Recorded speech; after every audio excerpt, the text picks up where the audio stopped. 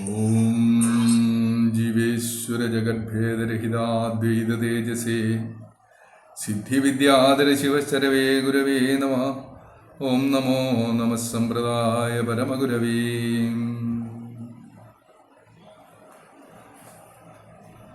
സ്നേഹമുള്ളവരെ,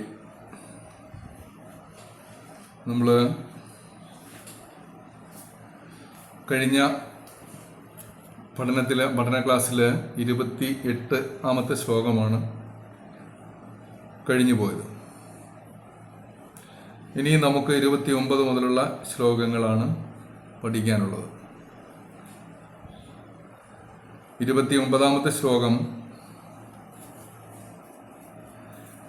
ജ്ഞാനപ്രദൻ ത്രിദശസേന പ്രധാനികുലയാനത്തലാനുജനുമായി ആനന്ദതൻപളനി ആനന്ദവാസികള ഭൂനന്ദിയോർക്കമനമേ ഭേനപ്രഭാഹചിത വേനൽ പ്രഭാതരുചിദീന പ്രദീന പരമാം യാനപ്രദേശമതുദാനസ്ഥല സ്മരണദീനക്ഷയത്തിനുതകും. നമ്മൾ 29 ശ്ലോകം നമ്മൾ പളനിയെ ഓർക്കുമ്പോൾ അതൊരു ഭിക്ഷുക്കളുടെ ലോകമായിട്ടാണ് നമ്മുടെ മനസ്സിൽ കടന്നു വരിക. ഭിക്ഷുക്കളാണ്, ഭിക്ഷ സ്വീകരിക്കാൻ തയ്യാറായി നിൽക്കുന്ന ഒരു പറ്റം ഭക്തന്മാരെയോ ഭക്തജനങ്ങളെയോ ഒക്കെ കാണുന്ന ഒരു കാഴ്ചയാണ് പളനി എന്ന ഒരു നാമം നമ്മുടെ ചെവിയിൽ എത്തുമ്പോൾ തന്നെ നമ്മുടെ മനസ്സിലുണ്ടായി വരുന്ന ഒരു ചിത്രം.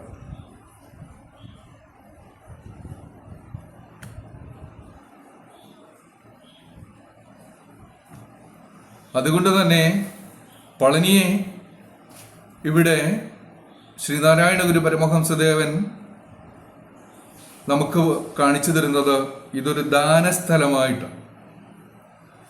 ദാനം ചെയ്യുകയാണ്. അത് കൊടുക്കുകയും വാങ്ങുകയും ചെയ്യുന്ന അതിന് ഉദ്ദേശിക്കപ്പെട്ടിട്ടുള്ള ഒരു സ്ഥലമായിട്ടാണ് പളനിയെ ഭഗവാൻ ഇവിടെ നമുക്ക് വരച്ച് കാണിച്ചു തരുന്നത്. അതുകൊണ്ട് നമ്മുടെ എല്ലാവർക്കും എത്തേണ്ട യാനപ്രദേശമാണത്. നാം സഞ്ചരിച്ച് എത്തേണ്ട ഒരു സ്ഥലമാണ് ഇവിടെ പളനിയാകുന്ന ആ പുണ്യഭൂമി. അതെങ്ങനെയാണ് നമ്മുടെ ഓർമ്മയിൽ ഓടിയെത്തേണ്ടത്? ദാനസ്ഥലം എന്നുള്ള രീതിയിലായിരിക്കണം. അനുഗ്രഹങ്ങൾ, ഭഗവാന്റെ അനുഗ്രഹങ്ങൾ സ്വീകരിക്കാനും കൊടുക്കാനുമായി സന്നദ്ധരായെത്തിയിരിക്കുന്ന ഒരു പറ്റം ഭക്തന്മാരുടെ സങ്കേതമായിട്ട് വേണം നമ്മൾ പളനിയെ കാണാൻ. അവിടെ ദാനം നൽകുകയാണോ സ്വീകരിക്കുകയാണോ ചെയ്യേണ്ടതെന്ന് നാം തന്നെ തീരുമാനിക്കുക. പക്ഷേ ഇതിനുതകുന്ന ഒരു സ്ഥലം ലോകത്തിലുണ്ടായെങ്കിൽ അത് പളനി മാത്രമാണെന്ന് ഭഗവാനോട് പറയുന്നു. പക്ഷേ ഇവിടെ പള്ളി കൊള്ളുന്നവൻ ആരാണ് എന്ന് ചോദിച്ചു കഴിഞ്ഞാൽ, അവന്റെ സ്വരൂപം എന്തെന്ന് ചോദിച്ചു കഴിഞ്ഞാൽ അവൻ ജ്ഞാനപ്രദനാണ്. അവൻ ദാനം ചെയ്യുന്നത് അവിടെ പള്ളി കൊള്ളുന്നവൻ ദാനം ചെയ്യുന്നത് അറിവിനെയാണ്, ജ്ഞാനത്തെയാണ്, ജ്ഞാനോദയത്തെയാണ്. അറിവ് നിങ്ങളുടെ ഹൃദയത്തിൽ വന്ന് ഉദിക്കുന്നതിന് വേണ്ടിയാണ് അവനവിടെ പള്ളി കൊള്ളുന്നത്. അവിടെ അധിവാസം ചെയ്യുന്നത് വരുന്നവർക്കാകവേ ജ്ഞാനത്തെ ദാനം ചെയ്യുന്നതിന് വേണ്ടിയാണ്. ജ്ഞാനപ്രദനാണ്. ത്രിദശസേന പ്രധാനിയാണ്. അവൻ സർവസൈന്യാധിപനാണ്. ആരുടെ? ദേവന്മാരുടെ. ദേവന്മാരെ സംബന്ധിച്ച് പറഞ്ഞാൽ അവരുടെ പ്രത്യേകത എന്താണ്? ത്രിദശന്മാരാണ് അവർ. അവരുടെ ജീവിതത്തിൽ 3 ദശകൾ മാത്രമേ ഉള്ളൂ. ഏതാണ്? ശൈശവവും കൗമാരവും യൗവനവും. ദേവന്മാർക്ക് ഒരിക്കലും വാർദ്ധക്യം ഉണ്ടാകുന്നില്ല. വാർദ്ധക്യത്തിലേക്ക് എത്തുകയേ ചെയ്യുന്നില്ല. അവർക്കെന്നും നിത്യ യൗവനത്തിൽ വാഴാൻ ഉള്ള അസുലഭമായ ഭാഗ്യം സിദ്ധിച്ചവരാണ് ദേവന്മാർ. വാർദ്ധക്യം, ജരാനരകളോ പീഡകളോ ഒന്നും തന്നെ അവരിലേക്ക് എത്തുന്നില്ല. അങ്ങനെയുള്ളവരാണ് ദേവന്മാർ. അങ്ങനെ ദേവകുലത്തിൽ പ്രധാനിയായിട്ടുള്ള ആനത്തലയോടുകൂടിയവന്റെ അനുജനായവൻ ആണിവൻ. ആരാണ് ആനത്തലയോടുകൂടിയവൻ? ഭഗവാൻ. നമുക്കിവിടെ എല്ലാവർക്കും കേൾക്കാൻ പറ്റുന്നുണ്ടോ? ക്ലിയർ ആവുന്നില്ലല്ലോ സാറേ. നെറ്റ്വർക്ക് പോയി. ഇവിടെ ഒരല്പം വീക്കാണ് ഇവിടെ നെറ്റ്വർക്ക്.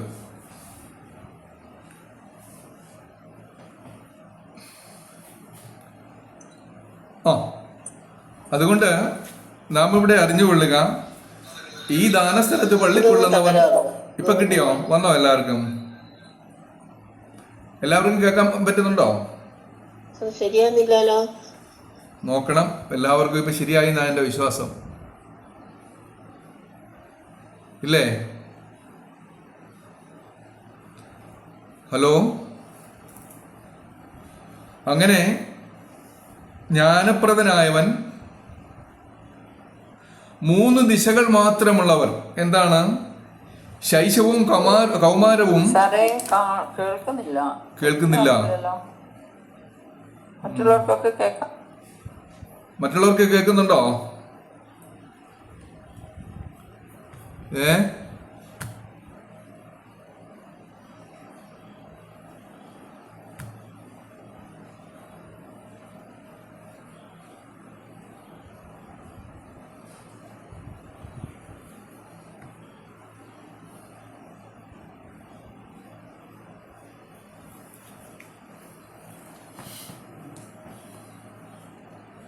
കിട്ടുന്നുണ്ടോ?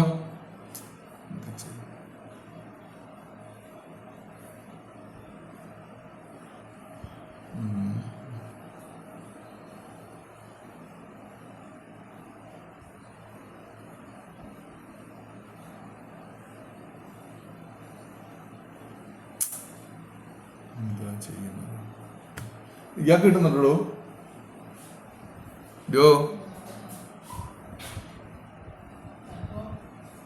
പോയേക്കുവാണോ?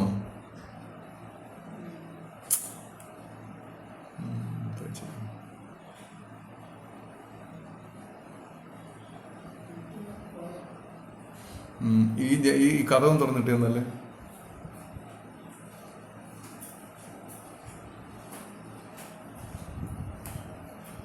ആർക്കും കേൾക്കാൻ പറ്റുന്നില്ല.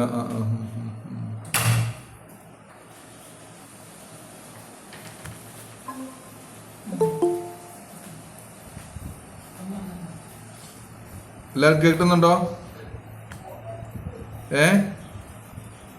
ഒന്നും കേൾക്കുന്നില്ല സാറേ. ഇപ്പൊ കേൾക്കുന്നുണ്ടോ? ഫാസിക്ക് കേൾക്കാൻ പറ്റുന്നുണ്ടോ?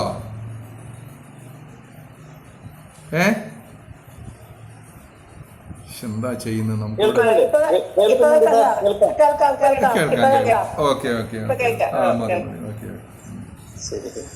അപ്പോഴാ ജ്ഞാനപ്രദനായിട്ടുള്ളവൻ, അറിവിനെ ദാനം ചെയ്യുന്നവൻ. അതുപോലെ 3 ദശകൾ, ജീവിതത്തിൽ 3 ദശകൾ മാത്രമാണോ നമുക്ക് ഏവർക്കുള്ളത്? ശൈശവവും കൗമാരവും യൗവനവും വാർദ്ധക്യവും ഒക്കെ ഉള്ളപ്പോൾ ദേവകുലത്തിൽ പിറന്നവനാണിവൻ. ഈ ദേവന്റെ കുലത്തിൽ പിറന്നവൻ, ത്രിദശ സേന പ്രധാനി, ദേവന്മാരുടെ സൈന്യാധിപനായി മാറിയവൻ ആരാണെന്ന് ചോദിച്ചാൽ സുബ്രഹ്മണ്യനാണ്. ദേവലോകത്തില് അവരുടെ ദേവസൈന്യത്തെ ദേവാസുര യുദ്ധത്തിൽ നയിക്കാനായിട്ട് നിയോഗിക്കപ്പെട്ടവൻ ആരാണെന്ന് ചോദിച്ചാൽ സുബ്രഹ്മണ്യനാണ്. ആ സുബ്രഹ്മണ്യന്റെ ഏത് കുലത്തിൽ പ്രധാനപ്പെട്ടവനാണ്? ആനത്തലയുള്ളവന്റെ അനുജനുമായി ആനന്ദനാണിവൻ. അവൻ ആശ്രയിക്കുന്നവർക്കെല്ലാം തന്നെ ആനന്ദത്തെ ആനന്ദൻ എന്ന് പറഞ്ഞാൽ എന്താണ്? എന്തോ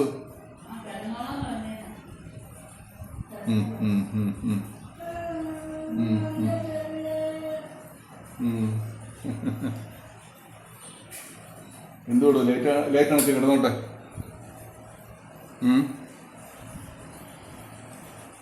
ജ്ഞാനപ്രദശസേന പ്രധാനികുല ആനത്തലാനുജനുമായി ആനന്ദതൻ വളനെ ആനന്ദവാസികള ഭൂനന്ദിയോർക്കമനമേ. അതുകൊണ്ട് പളനിയിൽ പളനിയാകുന്ന ആനന്ദദേശത്ത് വസിക്കുന്നവൻ ഗളം എന്ന് പറഞ്ഞാൽ എന്താണ്? കഴുത്ത്, കണ്ഠം, നമ്മുടെ കഴുത്ത്. ഈ കണ്ഠപ്രദേശത്തിൽ നന്ദിയോർക്കമനമേ, നന്ദിയോടുകൂടി നമ്മൾ ഓർക്കുക. അവൻ ആനന്ദിപ്പിക്കുന്നവനാണ്, ആനന്ദത്തെ പ്രദാനം ചെയ്യുന്നവനാണ്. എപ്പോഴും ആനന്ദത്തെ പ്രദാനം ചെയ്യുന്നവനാണ് ഭഗവാൻ എന്നുകൂടി നമ്മൾ ഓർത്തുകൊള്ളുക. അല്ലയോ മനസ്സേ, നാം ഓർക്കേണ്ടത് എന്തുമാത്രം? ഇത് മാത്രം. ഭഗവാൻ അവിടെ വസിക്കുന്നത് അറിവിനെ പ്രദാനം ചെയ്യുന്നവനാണ്. അവനോ ദേവകുലത്തിന്, ദേവന്മാരുടെ യുദ്ധത്തിൽ നായകനായി വസിച്ചവനാണ്. ആനന്ദനാണ്, ആനന്ദത്തെ പ്രദാനം ചെയ്യുന്നവനാണ്. പളനിയോ ആനന്ദവാസികൾക്കെല്ലാം ആശ്രയമായിട്ടുള്ളവനാണ്. ആരൊക്കെയാണോ ആനന്ദത്തെ തേടിപ്പോകുന്നത് അവർ ഓടിച്ചെല്ലേണ്ടത് എവിടെ മാത്രമാണ്? പളനിയാകുന്ന മാമലയുടെ അടിവാരത്തിലേക്കാണെന്ന് ഭഗവാനോട് പറയുന്നു. അതുപോലെ പിന്നീട് എന്താ പറയുക? ഭേനപ്രഭാഹസിത വേനൽ പ്രഭാതരുചി. ഭേനപ്രഭ എന്ന് പറഞ്ഞാൽ എന്താണ്? നമുക്ക് പ്രഭാതം ഋതുഭേദങ്ങളിൽ പലപ്പോഴും നമ്മൾ കടന്നു പോകുന്നതാണ്. എല്ലാ ഋതുഭേദങ്ങളിലും നമ്മൾ പ്രഭാതത്തെ കാണുകയും പ്രദോഷത്തെ കാണുകയും ചെയ്യും. പക്ഷേ ഈ വേനൽക്കാലത്തെ പ്രഭാതത്തിന് അതിൻ്റെതായ ഒരു ചാരുതയും ഭംഗിയും ഉണ്ടെന്ന് നമുക്കറിയാം. വേനപ്രഭാഹസിതം. വേനൽക്കാലത്തെ പ്രഭാത സമയത്ത് പെട്ടെന്ന് വർദ്ധിച്ചു വരുന്ന പ്രകാശത്തിന്റെ ഭംഗിയെ നിഷ്പ്രഭമാക്കി കളയുന്നതാണ് ആരുടെ ഗണ്ഡപ്രദേശം, ഗളം. ഭഗവാൻ സുബ്രഹ്മണ്യന്റെ ആ കഴുത്തിലേക്ക് നോക്കിക്കഴിഞ്ഞാൽ വേനൽക്കാല സൂര്യനേക്കാൾ, വേനൽക്കാല പ്രഭാതത്തേക്കാൾ ഏറ്റവും കൂടുതൽ മനോഹാരിത ഉണ്ടാക്കി തരുന്നതാണ് ഇത് എന്ന് നാം ഓർത്തുകൊള്ളുക. ദീനപ്രതിവേന പരമാം.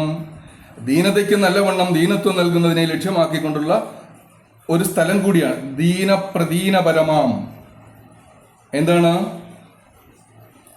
അവിടെ ചെന്ന് കഴിഞ്ഞാൽ ദീനന്മാരായിട്ടുള്ളവർ ആരവിടെ ചെന്നാലും അവരുടെ ദീനതയെ ഇല്ലാതെയാക്കാൻ പ്രാപ്തനായിരിക്കുന്ന ഭഗവാനാണ്.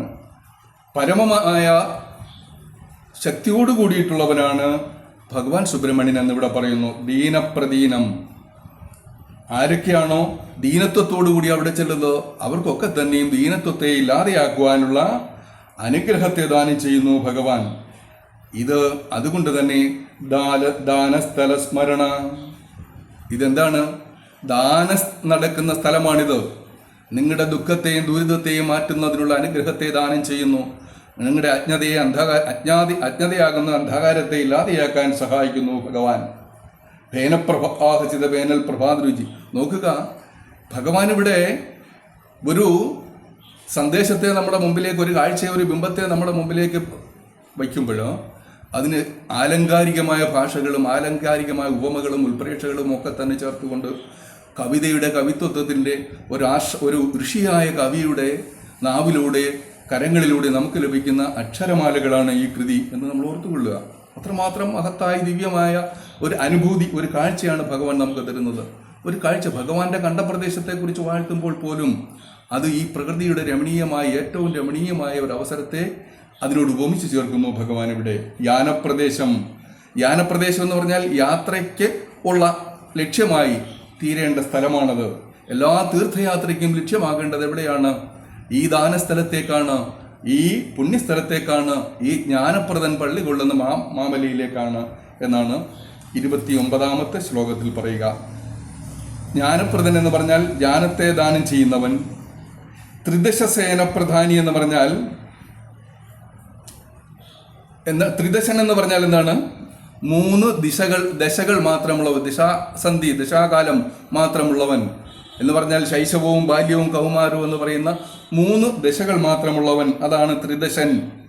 സേനപ്രധാനി എന്ന് പറഞ്ഞാൽ ദേവസേനയുടെ ക്യാപ്റ്റൻ അല്ലെങ്കിൽ അതിൻ്റെ ഏറ്റവും അധികാരിയായിട്ടുള്ളവൻ. ഉമയെന്ന് പറഞ്ഞാൽ ഇവിടെ ആരാണ്? ഭഗവാൻ ശ്രീ പരമേശ്വരന്റെ ഭാര്യയായിരിക്കുന്ന ഉമയ്ക്ക് ആനന്ദത്തെ പ്രദാനം ചെയ്യുന്നവൻ, ആനന്ദത്തെ കൊടുക്കുവൻ. പളനി ആനന്ദവാസി. പളനിയിൽ പള്ളി കൊള്ളുന്നവൻ ആരാണ്? അവൻ ആനന്ദവാസി തന്നെ. ഗളഭൂ കണ്ഠപ്രദേശം. അതുകൊണ്ട് ഈ കണ്ഠപ്രദേശത്തോടുകൂടിയ ഭഗവാനെ നന്ദിയോടുകൂടിയ അല്ലയോ മനസ്സിനെ നീ ഓർക്കുക. നമ്മുടെ മനസ്സിനെ നമ്മൾ പാകപ്പെടുത്തുകയാണ് ഭഗവാന്റെ പുഞ്ചിരിയെക്കുറിച്ചും ഭഗവാന്റെ കണ്ഠപ്രദേശത്തെക്കുറിച്ചും ഭഗവാന്റെ തിരുമൂക്കുകളെക്കുറിച്ചും തൃക്കണ്ണുകളെക്കുറിച്ചും നെറ്റി തടങ്ങളെക്കുറിച്ചും ഒക്കെ തന്നെയുള്ള വിവരണങ്ങളിലൂടെയാണ് നമ്മൾ കടന്നു വന്നത്. ഇവിടെ ഇതാ പറയുന്നു, ദീനപ്രദീന പരമം യാനപ്രദേശമായിരിക്കുന്ന പളനിയിലേക്ക് നമുക്ക് പോകാം. അത് ഈ യാത്ര നിങ്ങളുടെ എല്ലാ ദീനക്ഷയത്തിനും ഉതകും. അതിവിടെ ഭഗവാൻ നമുക്ക് തരുന്ന ഒരു ഉറപ്പാണ്. സുബ്രഹ്മണ്യ ഭഗവാന്റെ അനുഗ്രഹം ഉണ്ടെങ്കിൽ എല്ലാ ദീനതകളും, എല്ലാ ദൈന്യതകളും, എല്ലാ ദുഃഖങ്ങളും, എല്ലാ ദുരിതങ്ങളും നിങ്ങൾക്കില്ലാതെയാകും. ഹാരങ്ങളാടി മണിപൂരങ്ങൾ കോർത്തിടകൾ ദൂരം വെടിഞ്ഞു നടുവിൽ പാരം പ്രഭാവിരടി ചേരുന്ന നായക സുമാരഞ്ജിതദ്വിതിയൊടും താരങ്ങളാൽ അമൃതകാരൻ കണക്ക് നിജചാരത്തു താരക വിപക്ഷോരസ്ഥലം പഴനിസാരം നിനയ്ക്ക ബഹു വാരം മതീയമനമേ. അതിനകത്തെ നമുക്ക് വാക്കുകളൊന്ന് നോക്കാം. മണിപൂരങ്ങൾ എന്ന് പറഞ്ഞാൽ, മണി എന്ന് പറഞ്ഞാൽ രത്നങ്ങളാണ്. മണിപൂരം എന്ന് വെച്ചാൽ രത്നങ്ങളുടെ ഒരു കൂട്ടം, ഒരു സമാഹാരം. മണിപൂരങ്ങൾ. കോർത്തു. ഹാരങ്ങൾ എന്ന് പറഞ്ഞാൽ മാലകൾ, ഹാരം, മാല. പിന്നീട് പാരം എന്നുള്ള വാക്ക്, നടുവിൽ പാരം, പ്രഭാ, വിരടി, ഭിര. പാരം എന്ന് പറഞ്ഞാൽ വർദ്ധിച്ച, പ്രഭാ അഭി, പ്രഭയോടുകൂടിയ, വർദ്ധിച്ച. പാരം പ്രഭാഭി എന്ന് പറയുമ്പോൾ നമ്മൾ മനസ്സിലാക്കേണ്ടത് വർദ്ധിച്ച ശോഭയോടുകൂടിയ, പ്രഭയോടുകൂടിയ, സൗന്ദര്യത്തോടുകൂടിയ, ഇടചേരുന്ന നായക സുമാരഞ്ജിത ദ്യുതിയോടും. സുമം എന്ന് പറഞ്ഞാൽ എന്താണ്? സൗന്ദര്യം, അല്ലെങ്കിൽ പ്രഭ എന്നാണ് അതിൻ്റെ അർത്ഥം. ഭംഗി, സൗന്ദര്യം എന്നാണ്. രഞ്ജിപ്പിക്കുക എന്ന് പറഞ്ഞാൽ എന്താണ്? ഇങ്ങനെ മിന്നിത്തിളങ്ങുക എന്നുള്ളതാണ് രഞ്ജിക്കുക എന്ന് പറയുന്ന വാക്കിന് ഇവിടുത്തെ അർത്ഥം. ദ്യുതി എന്ന് പറഞ്ഞാൽ എന്താണ്? പ്രഭ, പ്രകാശം, വെളിച്ചം എന്നതിൻ്റെ അർത്ഥം പറയുന്നു. താരങ്ങളാൽ, അതുകൊണ്ട് ഇവിടെ താരങ്ങൾ എന്ന് പറഞ്ഞാൽ നക്ഷത്രങ്ങൾ എന്ന് പറയുന്നു. അമൃതകാരൻ, അങ്ങനെ അമൃതകാരൻ കണക്കെ, അമൃതം എന്ന് പറഞ്ഞാൽ ചന്ദ്രനെ പോലെ ഇവിടെ ശോഭിക്കുന്നു എന്നാണ് ഇവിടുത്തെ അർത്ഥം നമ്മൾ മനസ്സിലാക്കേണ്ടത്. പഴനിസാരം, താരക വിവക്ഷോര സ്ഥലം. താരകൻ എന്ന് പറയുന്ന അസുരന് വിപക്ഷമായിരിക്കുന്നവൻ, അവന് ശത്രുവായി, അവന്റെ പക്ഷമല്ല, താരകന്റെ പക്ഷമല്ല, വിപക്ഷമാണ്. വിപക്ഷം എന്ന് പറഞ്ഞാൽ താരകന് ശത്രുവായിരിക്കുന്നവൻ. അതിന്റെ ഓരോ സ്ഥലം. ആരാണ് താരകാസുരനെ ശത്രുവായി ഭവിക്കുന്നത്? സുബ്രഹ്മണ്യൻ. വിവക്ഷോരസ്ഥലം നിജചാരത്ത്. നിജ എന്ന് പറഞ്ഞാൽ നിന്റെ, ചാരത്ത് എന്ന് വെച്ചാൽ സമീപത്ത്. മദീയ എന്ന് പറഞ്ഞ വാക്കിന്റെ അർത്ഥം അല്ലയോ മനസ്സേ, മദീയ മനമേ, അല്ലയോ മനസ്സേ എന്നാണ് അതിൻ്റെ. മദീയ മനമേ, അല്ലയോ എൻ്റെ മനസ്സേ എന്നുള്ളതാണ് അതിൻ്റെ അർത്ഥം. അപ്പോൾ നമുക്ക് 30-ാമത്തെ ശ്ലോകത്തിൻ്റെ അർത്ഥം നമുക്ക് ഒന്നുകൂടെ ശ്രദ്ധിക്കാം. ഹാരങ്ങളാടി മണിപൂരങ്ങൾ കോർത്തിടകൾ ദൂരം വിളിഞ്ഞു നടുവിൽ. ഭഗവാന്റെ ആ മാറിടത്തേക്ക് നമുക്കൊന്ന് നോക്കാം. അവിടെ എന്തൊക്കെയാണ് എന്തുകൊണ്ടൊക്കെയാണ് അലങ്കരിക്കപ്പെട്ടിരിക്കുന്നത്? അവിടെ ചാർത്തിയിരിക്കുന്ന മാലകൾ, അവിടെ ചാർത്തിയിരിക്കുന്ന രത്നങ്ങൾ, ഇവ എന്തൊക്കെയാണെന്ന് നമുക്ക് നോക്കാം. ഹാരങ്ങളാടി, അവിടെ അനേകം മാലകൾ കൊണ്ട് നിറഞ്ഞിരിക്കുകയാണ് ഭഗവാന്റെ മാറിടം. മണിപൂരങ്ങൾ കോർത്തിടകൾ, അതുപോലെ രത്നങ്ങൾ കോർത്തിട്ടിരിക്കുന്നു. ദൂരം വിടിഞ്ഞ്, അത് ഈ രത്നങ്ങൾ അവിടെ, മണിപൂരങ്ങൾ, രത്നങ്ങൾ അവിടെ കോർത്തിട്ടിരിക്കുന്നത് വളരെ ഇടവിടാതെയുള്ള രത്നങ്ങളാണ് അവിടെ ചേർത്തിട്ടിരിക്കുന്നത്. അനവധി രത്നങ്ങൾ അവിടെ ഇടവിടാതെ ആ മാലയിൽ കോർത്ത് ഭഗവാന്റെ മാറിടത്തിൽ ചാർത്തിയിരിക്കുകയാണ്. ദൂരം വെടിഞ്ഞ് നടുവിൽ പാരം പ്രഭാവിരടി ചേരുന്ന നായക സുമാ രഞ്ജിതദ്വതിയോടും. അവിടെ ഭഗവാന്റെ മാറിടത്തിൽ അണിഞ്ഞിരിക്കുന്ന ഓരോ രത്നങ്ങളും നായകസ്ഥാനം വഹിച്ചിരിക്കുകയാണ്. അത്രമാത്രം വിലയേറിയതാണ്, അത്രമാത്രം മനോഹാരിതമാണ്, അത്രമാത്രം പ്രഭ ചൊരിയുന്നതാണ്.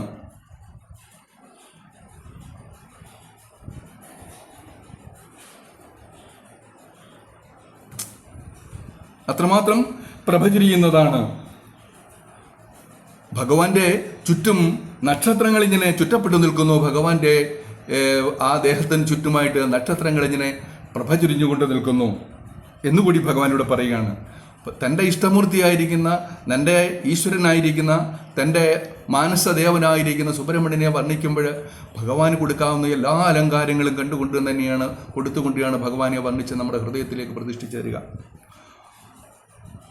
അങ്ങനെ താരങ്ങളാൽ അമൃതകാരൻ കണക്ക് നിജ ചാരത്തു താരക വിവക്ഷോരസ്ഥലം പഴനിസാരം നിനയ്ക്ക ബഹുവാരം മദീയ മനമേ. അല്ലയോ മനസ്സേ, നീ ഈ ബഹുവാരം നിനയ്ക്ക, ഇപ്രകാരം മനോഹരമായ തിരുവാഭരണങ്ങളൊക്കെ ധരിച്ചുകൊണ്ട് നിൽക്കുന്ന ഭഗവാനെ നിന്റെ ഉള്ളിലേക്ക്, നിന്റെ മനസ്സിലേക്ക് ധ്യാനനിരതനായി നിന്നുകൊണ്ട് മനസ്സിലേക്ക് ഉറപ്പിച്ചു നിർത്തി ധ്യാനനിരതനാകുക.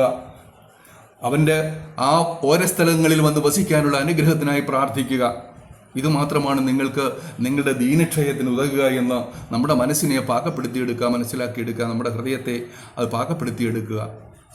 എപ്പോഴൊക്കെയാണോ നിന്നിലേക്ക് ദീനതകളും വന്നെത്തുക, അപ്പോഴൊക്കെ നീ ഈ ദാനസ്ഥലത്തെക്കുറിച്ച് ചിന്തിക്കുക, ഭഗവാന്റെ ഖണ്ഡപ്രദേശത്തെക്കുറിച്ച് നീ ചിന്തിക്കുക. അവൻ്റെ മാറിടത്തിൽ അണിഞ്ഞിരിക്കുന്ന മാലകളും ഹാരങ്ങളും ഒക്കെ നീ കാണുക. അവൻ്റെ കണ്ടസ്ഥലത്തിൻ്റെ മനോഹാരിത, പ്രഭാത സൂര്യനെ പ്രഭ ചൊരിഞ്ഞു നിൽക്കുന്ന അവൻ്റെ കണ്ടപ്രദേശത്തെക്കുറിച്ച് നീ ഓർക്കുക. ഇതൊക്കെ തന്നെ ഇവിടേക്ക് നീ യാനം ചെയ്യുക, യാത്ര ചെയ്യുക. ഇത് പളനിയാകുന്ന ദാനസ്ഥലത്തേക്ക് നീ എത്തിക്കഴിഞ്ഞാൽ നിനക്കുണ്ടാകാവുന്ന എല്ലാ ഉത്കർഷങ്ങളും ഭഗവാൻ ഇവിടെ തൻ്റെ 30-ാമത്തെ ശ്ലോകത്തിലും നമ്മളെ പറഞ്ഞ് മനസ്സിലാക്കുന്നു. ഇവിടെ നാം ആദ്യം മുതലേ ഞാൻ പറഞ്ഞു വരുന്നത് ഒരു മറക്കാതിരിക്കാൻ ഞാൻ നിങ്ങളോട് ഓർമ്മിപ്പിക്കുകയാണ്. കാരണം എന്തെന്ന് ചോദിച്ചു കഴിഞ്ഞാൽ ഇത് ഒരു ഉപാസകൻ്റെ ഒരു ഭക്തൻ്റെ കാഴ്ചയല്ല, ഇത് ഒരു ധ്യാനിയുടെ കാഴ്ചയാണ്. ഒരു ഭക്തനും ധ്യാനിയും തമ്മിൽ വ്യത്യാസമുണ്ട്. ഭക്തൻ എപ്പോഴും തൻ്റെ ഇഷ്ടമൂർത്തിയെ ബാഹ്യ ലിംഗങ്ങളിലോ ബിംബങ്ങളിലോ കാണുമ്പോൾ, ഒരു ധ്യാനി തൻ്റെ ഇഷ്ടദേവനെ ആ മൂർത്തിയുടെ സ്വരൂപത്തെ തൻ്റെ ആന്തരംഗത്തിൽ കണ്ടുകൊണ്ടാണ് തൻ്റെ പ്രാർത്ഥനകൾ അവിടെ സമർപ്പിക്കുക. ഇവർ രണ്ടും രണ്ട് വീക്ഷണകോണുകളിലൂടെയാണ് ഈശ്വരഭജനം നടത്തുക. ഒരു ധ്യാനിയെ സംബന്ധിച്ച് പറഞ്ഞു കഴിഞ്ഞാൽ ആ ധ്യാനിക്ക് ഒരിക്കലും ഒരു വിഗ്രഹത്തിൻ്റെ ആവശ്യമില്ല, ഒരു രൂപത്തിൻ്റെ ആവശ്യമില്ല. അവൻ ഇച്ഛിക്കുന്ന രൂപം അവൻ്റെ ഹൃദയത്തിലേക്ക് വരികയും ആ രൂപത്തെ നേരിൽ കണ്ടുകൊണ്ട് തൻ്റെ പ്രാർത്ഥന ആ ഉപാസനാമൂർത്തിയുടെ പാദങ്ങളിൽ സമർപ്പിക്കുകയും ചെയ്യുന്നതാണ് ഈ കൃതികളിൽ നമുക്ക് കാണാൻ കഴിയുക. ഇതാണ് ഇതിൻ്റെ പ്രത്യേകത. അതാണ് മറ്റ് പ്രാർത്ഥനകളിൽ നിന്ന് ഇതിനെ വ്യത്യസ്തമാക്കുന്നത്. അതാണ് നാം പരിചയപ്പെട്ടിട്ടുള്ള പ്രാർത്ഥനാകൃതികളൊക്കെ തന്നെയും ബാഹ്യമായ മൂർത്തികളെ ആരാധിക്കുന്നതിനോ ഉപാസിക്കുന്നതിനോ അവരെ പ്രീതിപ്പെടുത്തുന്നതിനോ വേണ്ടി നാം അനുഷ്ഠിക്കുന്നതാണെങ്കിൽ ഇവിടെ ഒരിക്കലും അങ്ങനെയല്ല. ഇവിടെ നടക്കുന്നത് തൻ്റെ ഇഷ്ടദേവതയെ, തൻ്റെ ആരാധ്യ ദേവതയെ തൻ്റെ മുമ്പിൽ പ്രത്യക്ഷപ്പെടുന്ന രീതിയിൽ തന്നെ കണ്ടുകൊണ്ട്, ഒരു പക്ഷേ ഇന്ദ്രിയങ്ങൾക്ക് അതീതമായി, വാക്കുകൾക്ക് അതീതമായി, തൻ്റെ മനസ്സിന് അതീതമായി തന്നെ ഈ ഓരോ ഇഷ്ടമൂർത്തികളെയും തനിക്ക് കാണാനുള്ള, കണ്ടറിയാനുള്ള, നേരിട്ട് കണ്ടനുഭവിക്കാനുള്ള കഴിവ് ആർജിച്ചിട്ടുള്ളവരാണ് ധ്യാനികളായിട്ടുള്ള ഗുരുക്കന്മാർ എന്ന് നമ്മൾ അറിഞ്ഞുകൊള്ളുക. അപ്പോൾ അവരുടെ കാഴ്ചകളും അവരുടെ വീക്ഷണങ്ങളും അവരുടെ അനുഭവങ്ങളും അനുഭൂതികളും ഒക്കെ തന്നെ വ്യത്യസ്തമാണ്.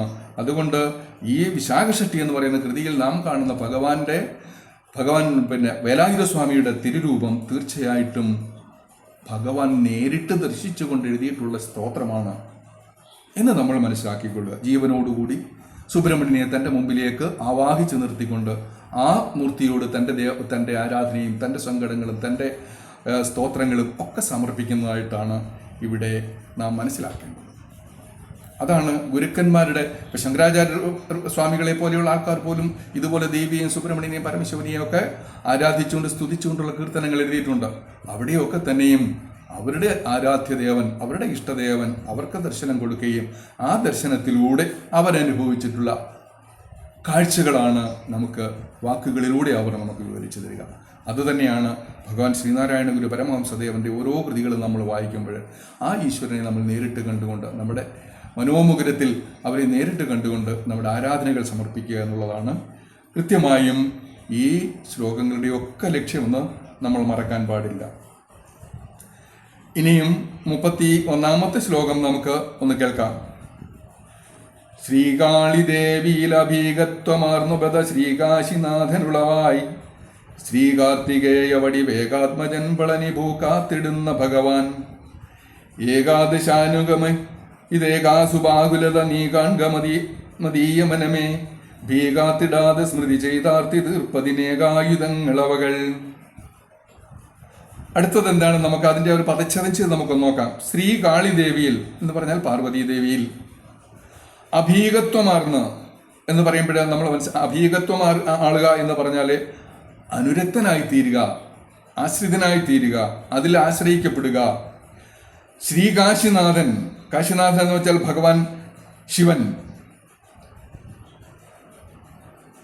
ശ്രീകാർത്തികേയ വടിവേകാത്മജൻ, ശ്രീകാർത്തികേയ രൂപത്തിലുള്ള, കാർത്തികേയ വടിവിൽ, കാർത്തികേയന്റെ രൂപത്തിൽ, കാർത്തികേയന്റെ ഭാവത്തിൽ, കാർത്തികേയ സ്വരൂപത്തിൽ. അതാണ് ശ്രീ കാർത്തികേയ വടിവ്. വടിവ് എന്ന് പറഞ്ഞാൽ രൂപം എന്നാണ്, ആകൃതി, വടിവ്. ഏകാത്മജൻ എന്ന് പറഞ്ഞാൽ ഒരേ ഒരു പുത്രൻ, ഏകനായ പുത്രൻ, ഏകാത്മജൻ. പളനി ഭൂ കാത്തിടുന്ന, പളനിയാകുന്ന ഭൂപ്രദേശത്തെ കാത്തിടുന്ന ഭഗവാൻ. പളനിയാകുന്ന ഭൂപ്രദേശം എന്ന് പറയുമ്പോൾ ഒരു ദേവന്റെ ദൃഷ്ടികൾ ഒരിക്കലും പരിമിതമായതിൻ്റെ സമീപ സ്ഥലങ്ങളിൽ മാത്രമല്ല ചെന്നെത്തുക എന്ന് നാം ഓർത്തുകൊള്ളുക. അവരെ കണ്ണില്ലാതെ കാണുന്നതിനുള്ള ഒരു കാഴ്ച അവർക്ക് കിട്ടും. അത് ഇന്ദ്രിയങ്ങൾക്ക് തൻ്റെ എല്ലാ ഇന്ദ്രിയങ്ങളുടെ പരിമിതികളെയും ലംഘിപ്പിച്ചു കൊണ്ടുപോകുന്ന ഒരു പരിധി അവരുടെ ഇന്ദ്രിയങ്ങൾക്കുണ്ട് എന്ന് നാം ഓർക്കുക. ഇവിടെ പളനി എന്ന് ഭഗവാൻ ഇവിടെ ആവർത്തിച്ച് പറയുമ്പോൾ ആ പളനിയാകുന്ന ഭൂപ്രദേശം മാത്രമാകരുത് നിങ്ങളുടെ ഹൃദയത്തിലുണ്ടാകേണ്ടത്. ഈ പ്രപഞ്ചമാകെ തന്നെ പളനീപുരമാക്കിക്കൊണ്ടാണ് ഭഗവാൻ അവിടെ പള്ളി കൊള്ളുന്നത് എന്ന് നിങ്ങൾ ഓർത്തുകൊള്ളുക. പളനി പ്രദേശത്തെ കാത്തിടുന്ന ഭഗവാൻ ഉളവായി ജനിച്ചു. ബദ എന്ന് പറയുമ്പോൾ എന്തൊരാശ്ചര്യം! അവിടെ അത്ഭുത പരതന്ത്രനായി നിൽക്കുന്ന ഒരു ഭക്തനെയാണ് നമ്മളിവിടെ കാണുക. ബദ ഏകാദശ അനുഗമി തൈക, ഏകാദശിയെ അനുഗമിച്ച് ഏകമായി. ഏകാദശി എന്ന് പറയും, ദശം എന്ന് പറഞ്ഞാൽ 10, ഏകാദശി എന്ന് വെച്ചാൽ 11. 11 കഴിഞ്ഞ് ഒരു ദിവസം കൂടെ കഴിഞ്ഞാണ് ഇവിടെ വരിക. ഏകാദശി 11നെ അനുഗമിച്ചുകൊണ്ട് ഒന്ന് അവിടെ ചേർന്ന് വന്നിരിക്കുന്നു. അതാരാണ് 12ാമത് വന്നിരിക്കുന്നവൻ? സുബാഹുലത, ലക്ഷണയുക്തമായിരിക്കുന്ന കൈകളോട്. ബാഹുക്കൾ എന്ന് പറഞ്ഞാൽ കൈകളാകുന്ന ചെടികൾ. ലത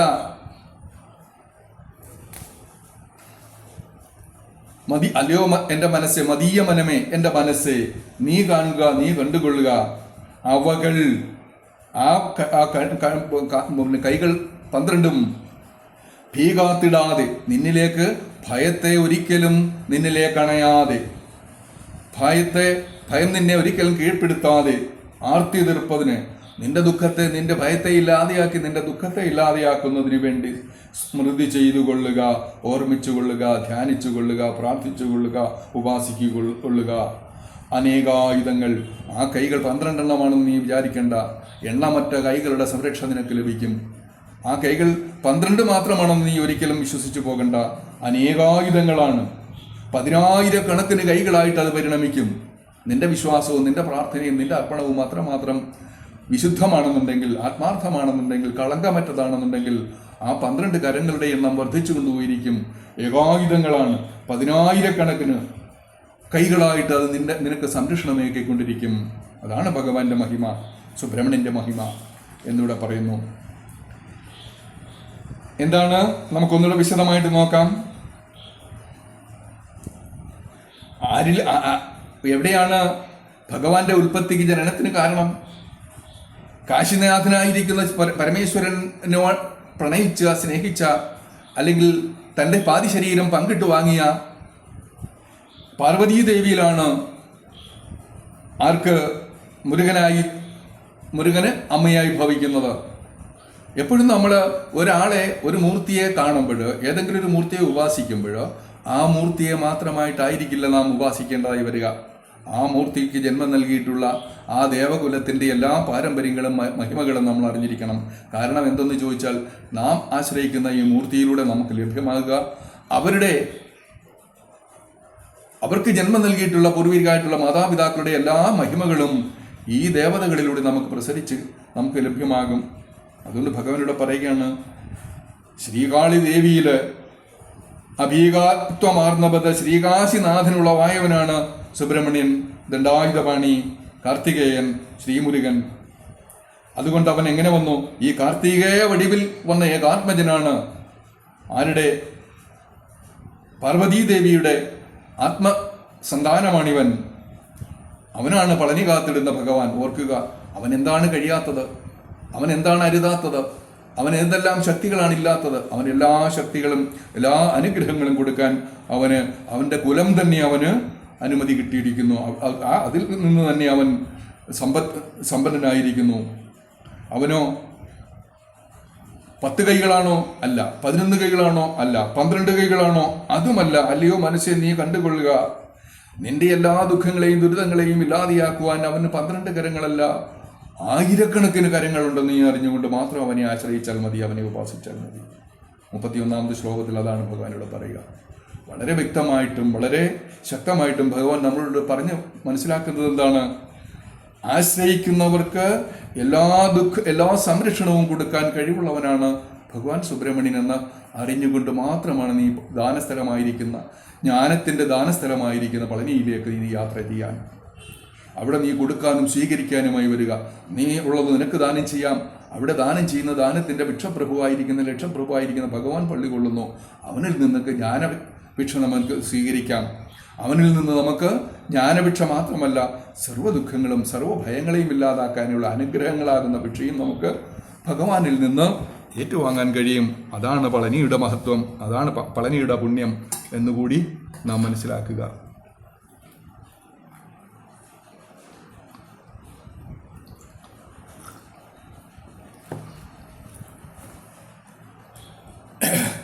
ശ്രീകാളിദേവിയിലഭീകത്വമാർന്നുപത നീ ശ്രീകാശിനാഥനുളവായി ശ്രീകാർത്തികേയ വടിവേകാത്മജൻ പളനി ഭൂകാത്തിടുന്ന ഭഗവാൻ ഏകാദശാനുഗമതി അമികിതൈകാസുബാഹുലത നീ കാൺമതീയ മനമേ ഭീകാത്തിടാതെ സ്മൃതി ചെയ്താർത്തി തീർപ്പതിനേകായുധങ്ങളവകൾ.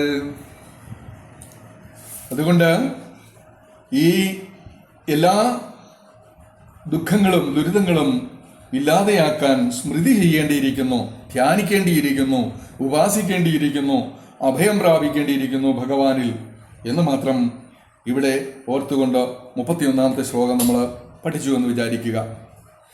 ഒരു കാര്യം കൂടെ ഞാൻ ഇവിടെ പറയാൻ ആഗ്രഹിക്കുന്നുണ്ട്. നമ്മളിവിടെ പറയുന്നതിനേക്കാൾ ഉപരി ഈ കേട്ടുകൊണ്ട് നിങ്ങൾ ഈ വാക്കുകളുടെയും വചനങ്ങളുടെയും സൂക്ഷ്മ തലങ്ങളിലേക്ക് ഇറങ്ങിപ്പോകാൻ നിങ്ങൾ ഇതിനെ മനനം ചെയ്യുകയും ധ്യാനം ചെയ്യുകയും ചെയ്യണം. മനനത്തിലൂടെ ധ്യാനത്തിലേക്ക് എത്തുക. ഒരു ധ്യാനിയുടെ മുമ്പിൽ മാത്രമാണ് ഈശ്വരൻ. ധ്യാനി എന്ന് പറയുമ്പോഴെന്താണ്? ഏകാഗ്രമായ മനസ്സോടുകൂടിയവൻ, തൻ്റെ ഉപാസനാമൂർത്തിയിൽ തൻ്റെ മനസ്സിനെയും ചിന്തകളെയും ലയിപ്പിച്ചവൻ, അവൻ്റെ ഹൃദയത്തിലേക്കോ ചിന്തയിലേക്കോ ബാഹ്യ ചിന്തകളൊന്നും കടന്നു വരാത്തവൻ, ഏകാഗ്രതയോടുകൂടി ഏകമുഖമായി അകമുഖമായി തൻ്റെ ഉപാസനാമൂർത്തിയിൽ മനസ്സിനെ ഉറപ്പിച്ചവൻ. അവർക്കെന്ത് ചെയ്യാൻ പറ്റും? തീർച്ചയായിട്ടും ഭഗവാനെ നേരിട്ട് ദർശിക്കാനുള്ള ഭാഗ്യമുണ്ടാകും. അതുതന്നെയാണ് ഇവിടെ പറയുന്നത്. അവനെ ദർശിക്കാനും അവൻ്റെ അനുഗ്രഹകലകൾ നേടാനും അവൻ്റെ സ്വരൂപത്തെ വ്യക്തമായി കാണുന്നതിനും ഒക്കെ തന്നെയുള്ള അവസരം നമുക്കുണ്ടാകും. എന്താണ് ഈ 32-ാമത്തെ ശ്ലോകം കൂടെ നമുക്കൊന്ന് നോക്കാം. നമ്മൾ ഇന്നിച്ചിരി സ്പീഡ് കൂട്ടി ഞാൻ പോകുന്നത് നമ്മുടെ ഈ പഠനം കണ്ടമാനം അങ്ങ് മുന്നോട്ട് പോയാൽ ഇനിയുണ്ട് 10-32 ശ്ലോകങ്ങൾ, നമുക്ക് 33 ശ്ലോകങ്ങളുണ്ടെന്നാണ് എനിക്ക് തോന്നുന്നത്.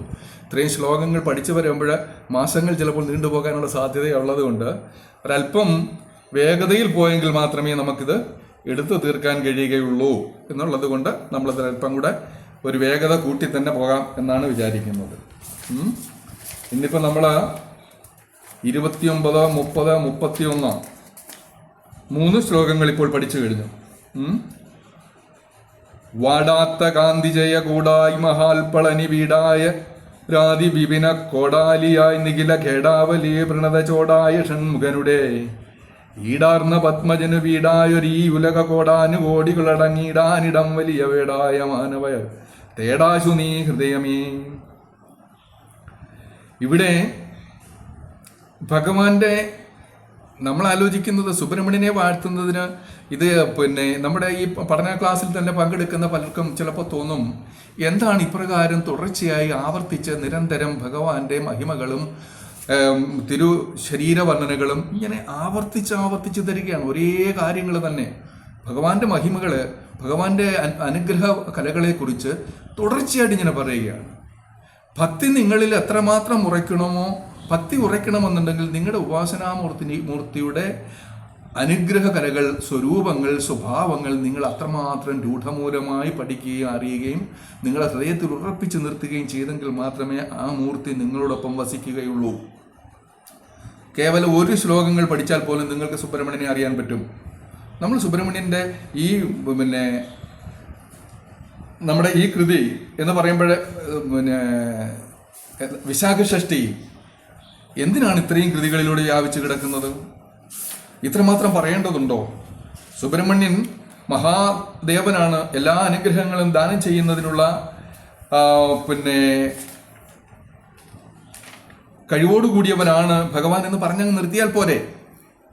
ഒരേ സംഗതി തന്നെ ആവർത്തിക്കുകയാണ്. ആവർത്തിച്ച് കേൾക്കുമ്പോൾ പലരും വിചാരിക്കും, എന്തിനാണ് നമ്മളിങ്ങനെ ഇത് ആവർത്തിച്ച് കേൾക്കേണ്ട കാര്യം വല്ലതുകൊണ്ടോ? ഇത് ആരുടെ കുറ്റമാണെന്ന് ചോദിച്ചു കഴിഞ്ഞാൽ, ഇത് ഞാൻ പറയുമ്പോൾ കേൾക്കുന്നവർക്ക് ചിലപ്പോൾ തോന്നും ഒരേ കാര്യങ്ങൾ ആവർത്തിച്ചു കൊണ്ടിരിക്കുന്നതായിട്ടാണ് തോന്നുക. പക്ഷേ ഭഗവാൻ ഇത് ആവർത്തിച്ച് നമുക്ക് പറയുകയാണ്. 60 ശ്ലോകങ്ങളാണ് ഇപ്പം ഇതിനകത്തുള്ളത്. 60 ശ്ലോകങ്ങൾ എന്ന് പറയുമ്പോൾ 60 ശ്ലോകങ്ങളിലും പറയുന്ന ഭഗവാന്റെ സ്വരൂപത്തെക്കുറിച്ചാണ്. ഇത് കേൾക്കുമ്പോൾ നമുക്ക് മനസ്സിലാകുന്നുണ്ട്, ശ്രീനാരായണ ഗുരു പരമഹംസദേവന് സുബ്രഹ്മണ്യനെ കുറിച്ച് ഈ 60 ശ്ലോകങ്ങളിലൂടെ പറഞ്ഞതൊക്കെ തീർന്നോ? വീണ്ടും സുബ്രഹ്മണ്യ കീർത്തനങ്ങളും ബാക്കി അനേകം കീർത്തനങ്ങൾ ഇവിടെ കിടക്കുകയാണ്. ഒരു ഭക്തനെ സംബന്ധിച്ച് പറഞ്ഞു കഴിഞ്ഞാൽ തൻ്റെ ഉപാസനാമൂർത്തിയെ എത്രമാത്രം സ്തുതിച്ചാലും വർണ്ണിച്ചാലും അവന് മതി വരില്ല. രാധയോടോ അല്ലെങ്കിൽ കുറൂരമ്മയോടോ അല്ലെ കബീർദാസിനോടോ ചോദിച്ചു കഴിഞ്ഞാൽ അവർക്ക് ഒരിക്കലും കൃഷ്ണനെ ഭജിച്ച് മതി തീർന്നിട്ടില്ല, കൊതി തീർന്നിട്ടില്ല. ആയിരന്ത്യം എത്ര ജന്മങ്ങൾ ഭഗവാനെ ഭജിച്ചാലും ഉപാസിച്ചാലും സ്തുതിച്ചാലും അവർക്ക് അവരുടെ ആഗ്രഹം തീരില്ല. അതാണൊരു ഭക്തന്റെ ഹൃദയം. അതാണ് തൻ്റെ ഉപാസനാമൂർത്തിയുടെ അനുഗ്രഹത്തിനായിട്ട് നിരന്തരം സ്തുതിക്കാനുള്ള ഒരു ഉത്കടമായ ആഗ്രഹം എപ്പോഴും ഒരു ഉപാസകനുണ്ടായിരിക്കും. അവർക്ക് മാത്രമാണ് ഈശ്വര സ്വരൂപം തെളിഞ്ഞു കിട്ടുക എന്നുള്ളത് നാം അറിയണം. നമ്മുടെ ഹൃദയത്തിലൂടെ ഈ ഭക്തിയെ എത്രമാത്രം തീവ്രമായി കടത്തിവിടാൻ പറ്റും? നിങ്ങളിൽ ആരെങ്കിലുമൊക്കെ തന്നെ നാരദരുടെ ഭക്തി സൂത്രാണിയൊക്കെ നിങ്ങൾ അതിനെക്കുറിച്ച് എന്തെങ്കിലും ഭക്തി സൂത്രാണി എന്ന് പറയുന്ന നാരദരുടെ ഭക്തി സൂത്രാണി എന്ന് പറയുന്ന ഒരു കവിത ഒരു കൃതിയുണ്ട്. അതിനകത്ത് വ്യക്തമായി പറയുന്നത് ഭക്തിയെ ഡിഫൈൻ ചെയ്യുകയാണ്. എന്താണ് ഭക്തി എന്ന് പറയുകയാണ്. അനവധി മാർഗങ്ങളിലൂടെ അനവധി കോണുകളിലൂടെ ഭക്തിയെ ഭഗവാൻ അവിടെ വർണ്ണിച്ച് കൽപ്പിക്കുന്നുണ്ട്. ഭക്തിയുടെ അതുകൊണ്ടാണല്ലോ ഭഗവാൻ 3 ലോകങ്ങളിൽ നാരായണ മന്ത്രം ജപിച്ചുകൊണ്ട് പോയ ഋഷീശ്വരനായിരുന്നു നാരദൻ. 3 ത്രിലോകങ്ങളും ഇതായിരുന്നു നാരദ മഹർഷിയുടെ പ്രധാന ധർമ്മം. 3 ലോകങ്ങളിൽ നിരന്തരമായി ഇടവിടാതെ ഈ മഹിമാവർണ്ണനകൾ കൊണ്ട് ഓടി നടന്ന ഭഗവാൻ പറഞ്ഞിട്ടുണ്ട്, എൻ്റെ ഹൃദയത്തിൽ ഈശ്വര സ്മരണയില്ലാതെയായി കഴിഞ്ഞാൽ പ്രാണനില്ലാതെയാകുന്നു, ജീവൻ ഇല്ലാതെയായി പോകുന്നത് പോലെ എനിക്ക് അനുഭവപ്പെടുന്നു. എപ്പോഴൊക്കെയാണോ എൻ്റെ ഉപാസനാമൂർത്തി എൻ്റെ ഹൃദയത്തിൽ നിന്ന് ഇറങ്ങിപ്പോകുന്നത്, എൻ്റെ ആത്മാവ് ഈ ശരീരത്തിൽ നിന്ന്, എൻ്റെ പ്രാണൻ ഈ ശരീരത്തിൽ നിന്ന് ഊർന്നു പോകുന്നതിന് അനുഭവിക്കുന്ന പ്രാണവേദന ഞാൻ അനുഭവിക്കുന്നു. അതാണ് ഭക്തി. കൃത്യമായ ഭക്തി അതാണ്. നാം ഓർക്കേണ്ട അതാണ്. ആ ഭക്തി നമ്മളിൽ ഉണ്ടാകണം. ആ ഭക്തി നമുക്കുണ്ടാകണമെന്നുണ്ടെങ്കിൽ ആവർത്തിച്ച് മഹിമകളും ഈ സ്തോത്രങ്ങളും ഈ വർണ്ണനകളും നമ്മൾ ശ്രവിച്ചുകൊണ്ടിരിക്കണം, പഠിച്ചുകൊണ്ടിരിക്കണം, മനനം ചെയ്തുകൊണ്ടിരിക്കണം, ധ്യാനിച്ചുകൊണ്ടിരിക്കണം. എന്താണ് ഒരു വൃക്ഷത്തിൻ്റെ ചുവട്ടിൽ ഇത്രമാത്രം ഒരു യോഗി ഇത്രമാത്രം ദിവസങ്ങൾ ആയുസിൻ്റെ പകുതിയും വേനലുകളോ വർഷപാതങ്ങളോ മഴയോ ഒന്നും പരിഗണിക്കാതെ അവരെന്താണ് ഈ ഉപാസനയിൽ മുഴുകിയിരിക്കുന്നത്? നിരന്തരമായ ഉപാസനയിലൂടെ മാത്രമാണ് ഇഷ്ടദേവന്റെ അനുഗ്രഹം നമുക്ക് ലഭിക്കുക. ആർക്കും അവിടെ ചെന്ന് എവിടെയെങ്കിലും നിന്ന് കൈയിട്ടെടുത്തുകൊണ്ട് പോരാനോ ഉടൻ തന്നെ വാങ്ങിക്കൊണ്ടു പോരാനോ പറ്റുന്നതല്ല ഈശ്വര കൃപ എന്ന് നമ്മൾ ഓർത്തുകൊള്ളുക. വാടാത്ത കാന്തി ജയ കൂടായി മഹൽപ്പളനി വീടായ രാതി വിപിന കോടാലിയായി നിഖില കേടാവലി വൃണത ചോടായ ഷൺമുഖനുടെ ഈടാർന്ന പത്മജന് വീടായൊരീ ഉലക കോടാനുകോടികളടങ്ങിടാനിടം വലിയ പേടായ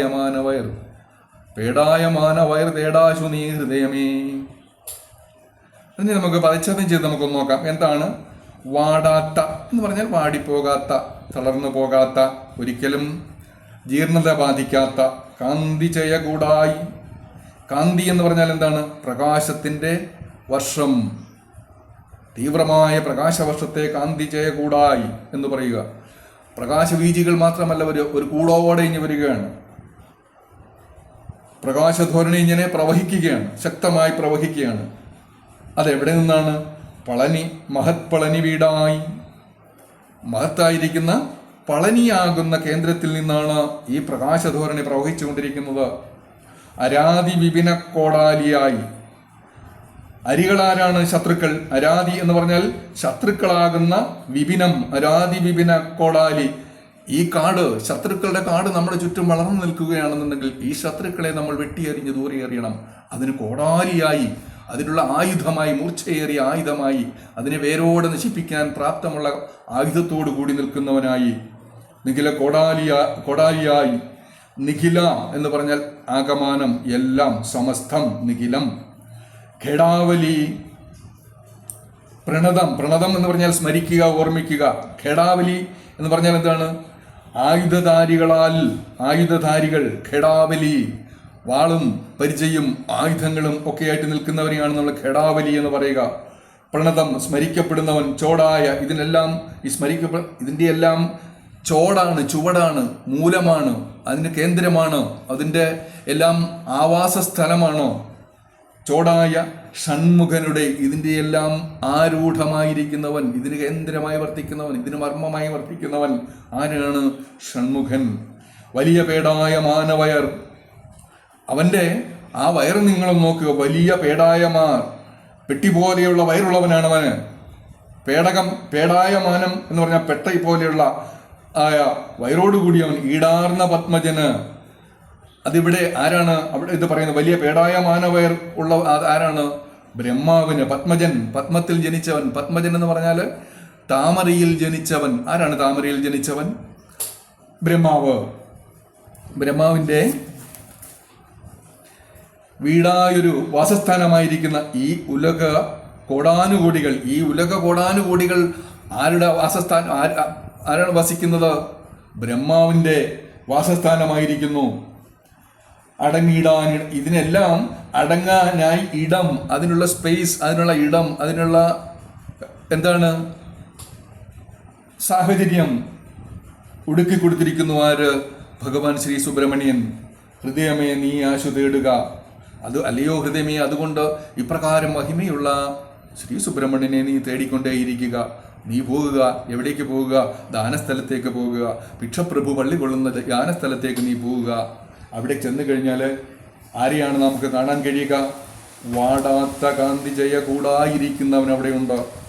എല്ലാ അനുഗ്രഹ കലകളുടെയും കേന്ദ്രമായി, ആവാസ സ്ഥലമായി, നിധികുംഭമായിരിക്കുന്നവൻ, മഹത് പളനി വീടായിട്ട്. അവൻ്റെ വീട് എവിടെയാണ്? മഹത്തായിരിക്കുന്ന പളനിയാണ് അവൻ്റെ വീട് എന്ന് നീ അറിഞ്ഞുകൊള്ള. രാതി വിപിന കോടാലിയായി നിഖില കേടാവലി, സർവ്വ ആയുധങ്ങളോടും കൂടി അവൻ അവിടെ നിൽക്കുന്നു. എന്തിനു വേണ്ടിയാണ്? നിന്റെ ശത്രുക്കളുടെ കൊടുങ്കാറ്റിലാണ് നീ വസിക്കുന്നത് എന്നുണ്ടെങ്കിൽ നിന്റെ ചുറ്റും നിൽക്കുന്ന ആ ശത്രുക്കളാകുന്ന എല്ലാവരെയും, ആ മനസ്ഥലത്തിൽ നിൽക്കുന്ന എല്ലാവരെയും, നിന്നെ പൊതിഞ്ഞു നിൽക്കുന്ന, നിന്നെ ചുറ്റി നിൽക്കുന്ന, നിന്നെ കീഴടക്കാൻ വന്നു നിൽക്കുന്ന നിന്റെ ശത്രുക്കളെയൊക്കെ തന്നെ അരിഞ്ഞ് വീഴ്ത്തുന്നതിന് പ്രാപ്തമായ കരങ്ങളോടുകൂടിയവൻ, ആയുധപാണിയായി നിൽക്കുന്നു, ദണ്ഡായുധപാണിയായി നിൽക്കുന്നവൻ. ഭഗവാന്റെ കൈകളിലിരിക്കുന്നത് ദണ്ഡിക്കാൻ വേണ്ടിയുള്ള ആയുധങ്ങൾ തന്നെയാണ്. തൻ്റെ ആശ്രിതരെ, തൻ്റെ ഭക്തരെ ആരൊക്കെയാണോ ശത്രുക്കളായി കീഴ്പ്പെടുത്താൻ വരിക അവരെയൊക്കെയും പ്രഹരിച്ച് അവരെയൊക്കെ ഇല്ലാതാക്കുന്നതിന് വേണ്ടിയാണ് ഭഗവാൻ ദണ്ഡായുധപാണി തൻ്റെ ആയുധങ്ങൾ കൈകളിൽ വഹിച്ചിരിക്കുന്നത്. ഇത്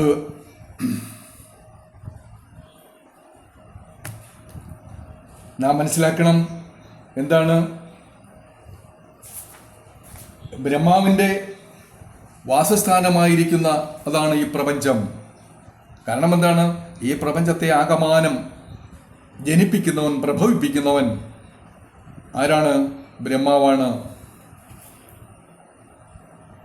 അങ്ങനെയുള്ളവർക്ക് എല്ലാം തന്നെ ഇടം കൊടുക്കാനായി ഈ ശത്രുക്കളെ ഇല്ലാതെയാക്കാൻ ആയുധപാണിയായിട്ട്, സർവ്വദേവന്മാരുടെയും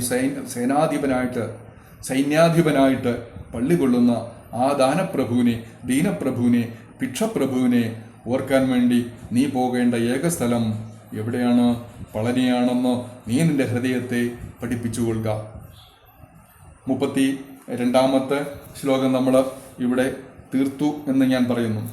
ഇനി നമുക്ക് 33-ാമത്തെ ശ്ലോകം കൂടെ പഠിച്ചതിന് ശേഷം നമുക്ക് ഇന്നത്തെ പഠനം നമുക്ക് ഇവിടെ അവസാനിപ്പിക്കാം എന്നാണ് ഞാൻ ചിന്തിക്കുന്നത്. 33-ാമത്തെ ശ്ലോകം എന്താണ്? തഞ്ചാരുപാദഭജനം ചാതിയിൽ പളനി സഞ്ചാരിയായ ജനതയ്ക്കഞ്ചാത ശക്രനുട പെഞ്ചാമരാതിയുത മഞ്ചാതിരോഹപദവും പഞ്ചാരപാരുടെ രശനഞ്ചാവി നൽകിലവയഞ്ചാ അവരഞ്ചാറ് ഭക്തനുടയ പൊഞ്ചാർത്തു കൈവളകൾ നെഞ്ചാകവേ നിറയെ മുഞ്ചാടി നിന്നരുൾഗമേ. പാദഭജനം ചാതിയിൽ പളനി സഞ്ചാരിയായ ജനതയ്ക്കഞ്ചാതെ ശക്രനുടെ വെഞ്ചാമരാതിയുത മഞ്ചാതി രോഹപദവും പഞ്ചാര പാലൊട് അശനൻ ച അഭി നൽകിലവരഞ്ചാറു വക്രനുടയ അപ്പൊഞ്ചാർത്ത് കൈവളകൾ നെഞ്ചാകവേ നിറയെ മുഞ്ചാടി നിന്നരുൾഗമേ. എന്താണ് തഞ്ചാരുപാദുഭജനം ച എന്ന് പറഞ്ഞാൽ? സംസ്കൃതമാണ് ഇവിടെ വരുന്നത്. തൻ്റെ മനോഹരമായ പാദങ്ങളെ ഭജിക്കുകയും. ചാരുപാദം, ചാരു എന്ന് പറയുന്ന വാക്കിൻ്റെ അർത്ഥം എന്താണ്? മനോഹരമായ, പേലവത്വമുള്ള, സുന്ദരമായ. തൻ ചാരുപാദഭജനം, പാദങ്ങളെ ഭജിക്കുന്നവർക്ക്, തൻ്റെ മനോഹരമായ പാദങ്ങളെ ഭജിക്കുന്നവർക്ക്. ആദിയിൽ പളനി സഞ്ചാരിയായ, പളനിയിൽ എത്തുകയും ചെയ്യുന്നവന്, ജനതയ്ക്ക്, ഭക്തജനങ്ങൾക്ക്, അഞ്ചാതെ. അഞ്ചാതെ എന്ന് പറഞ്ഞാൽ എന്താണ്? ഒരു അലസതയുമില്ലാതെ, ഒരു മടിയുമില്ലാതെ, ഒരു വൈമുഖ്യവുമില്ലാതെ എന്ത് ചെയ്യുന്നു? ശക്രനുടെ, ശക്രൻ എന്ന് പറഞ്ഞാൽ ഈ പ്രപഞ്ചത്തിന്റെ സൃഷ്ടിയുടെ നാഥനായിരിക്കുന്ന ബ്രഹ്മാവിൻ്റെ, ശക്രനുടെ, ബ്രഹ്മാവിൻ്റേതുപോലെയുള്ള ബെഞ്ചാമരാതിയുത മഞ്ചാതിരോഹപദവും. അവിടെ ആദ്യമായി അണയുന്നവർക്ക് എന്തൊക്കെ കിട്ടും? ഭഗവാൻ ദേവേന്ദ്രന് ലഭിക്കുന്നതായ ബെഞ്ചാമരം തുടങ്ങിയവയോടുകൂടിയ മഞ്ചത്തെ. മഞ്ചം എന്ന് പറഞ്ഞാൽ എന്താണ്? സപ്രമഞ്ചം, അവൻ്റെ ഇരിപ്പിടം, അവൻ്റെ കട്ടിൽ, അവൻ്റെ ആസനം, ഇരിക്കാനുള്ള ഇടം. അവിടെ അവൻ ആസനസ്ഥനായി കഴിഞ്ഞാൽ അവൻ എന്തൊക്കെയാണ് ലഭിക്കുക? ബെഞ്ചാമരാതി, ആലവട്ടവും ബെഞ്ചാമരവും കൊണ്ട് അവനെ വീശി സ്വീകരിച്ചുകൊണ്ട് മാത്രമാണോ അവനെ ആ സിംഹാസനത്തിൽ, ഭക്തന്റെ സിംഹാസനത്തിൽ കയറ്റിയിരുത്തുകയും പഞ്ചസാരയും പാലും കൂടെ ചേർത്തുള്ള ആഹാരം, അശനം, ഒപ്പം അവന് അശനം എന്താണ്? ആഹാരം കൊടുക്കും. ചാപി നൽകലവൻ, അവൻ ആഹാരവും നൽകി. ശീലമുള്ളവനാണ് അവന്. ആശ്രയിച്ച് എത്തണം അവിടെ. അവൻ്റെ പാദങ്ങളിൽ ആശ്രയിച്ച്, അവൻ്റെ പാദങ്ങളിൽ അവൻ്റെ എല്ലാ മനസ്സും സമർപ്പിച്ച്, നിഷ്കളങ്കമായ ഭക്തി അവിടെ സമർപ്പിച്ച് വരികയാണെന്നുണ്ടെങ്കിൽ, പളനിയിൽ എത്തുകയാണെന്നുണ്ടെങ്കിൽ അവന് ഒരു മടിയും കൂടാതെ ഭഗവാൻ നൽകുന്നത് എന്താണ്? ദേവേന്ദ്രന് സമാനമായ സ്വീകരണം നിനക്ക് കിട്ടും. നിനക്ക് അവിടെ ലഭിക്കാൻ പോകുന്ന സ്വീകരണം, സ്വാഗതം എന്തായിരിക്കും? ആലവട്ടവും വെഞ്ചാമരവും വെച്ച് നിന്നെ വീശി അവിടേക്ക് സ്വീകരിക്കും. നിനക്ക് സിംഹാസനത്തിൽ പള്ളികൊള്ളാം, ഭഗവാനോടൊപ്പമുള്ള സിംഹാസനത്തിൽ അവിടെ നണയാം.